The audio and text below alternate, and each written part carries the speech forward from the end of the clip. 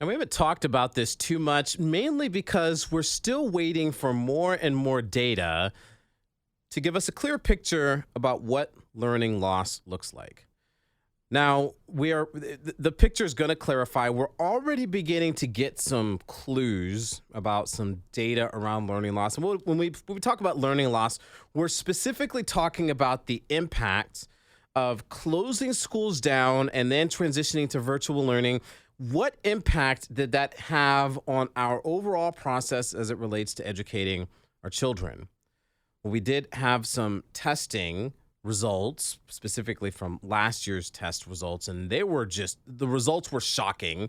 As a matter of fact, Julie Giordano, who's a former public school educator as well as the candidate for county executive in Wicomico County, Julie Giordano sent over a note saying, hey, did you see this?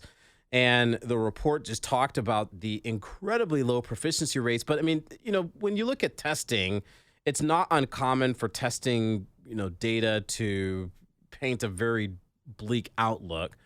But when you compare year over year data, right, this is when you do data analysis, you really get a clear picture of what's going on when you see trends.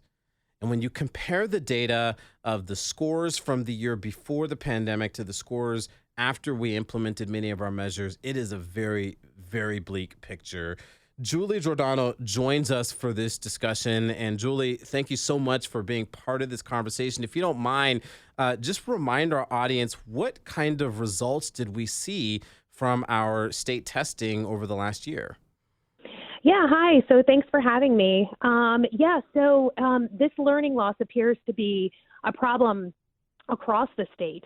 I mean, right now, I think it was about 81% of all Maryland students tested in grades, I think it was 3 through 5, are not proficient in math.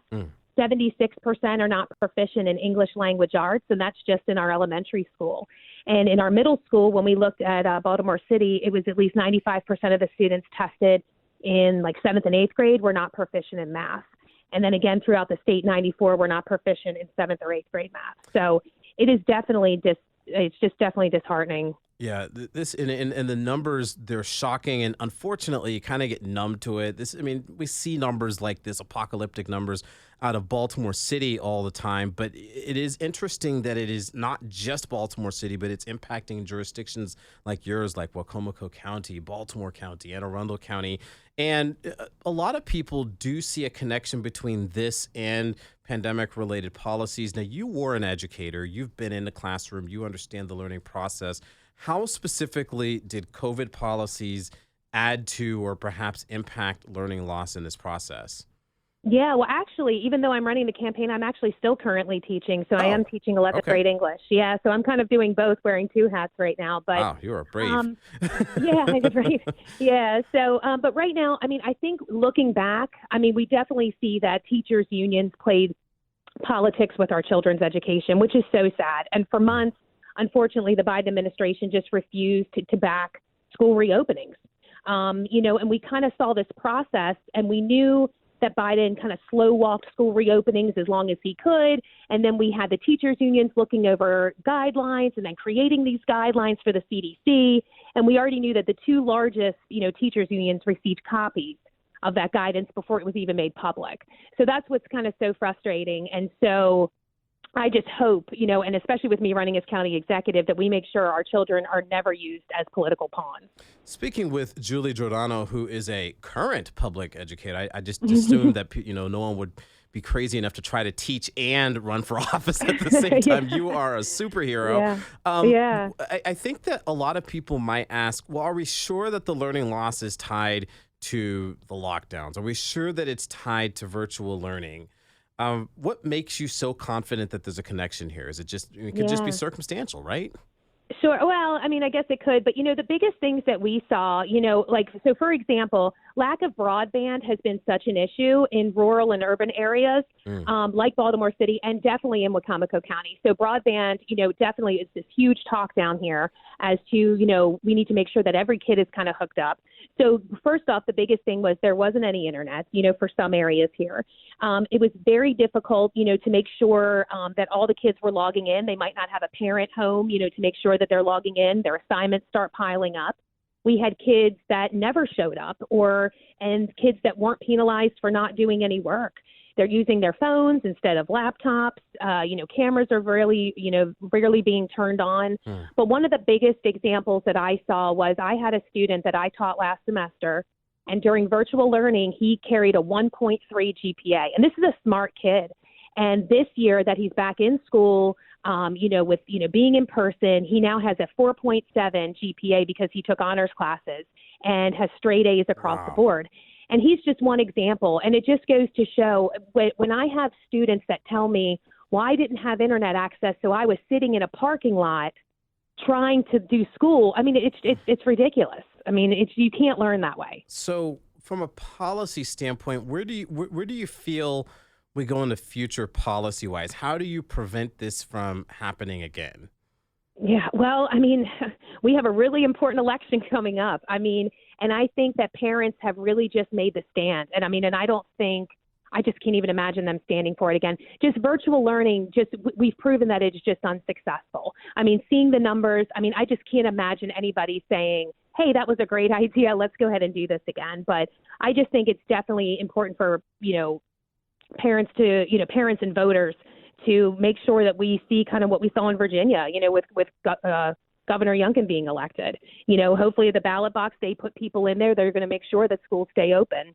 But generally, I will say a lot of these decisions, they're made by elected members of the Board of Education, but right. I've never really seen, like the county executive in your case, I've never really understood the connection between the county executive and how they can impact decisions related to the school. As a matter of fact, many times they would just deflect, oh, it's not our decision, it's the Board right. of Education's. So, how would you as county executive make sure that doesn't happen again? Yeah, well, I think as a county executive, I think you have it's really up to you on how involved you want to be. There are county executives that I've seen that will, they understand that the budget, the biggest part of their budget is education. So they just kind of break that chunk off and say, here you go.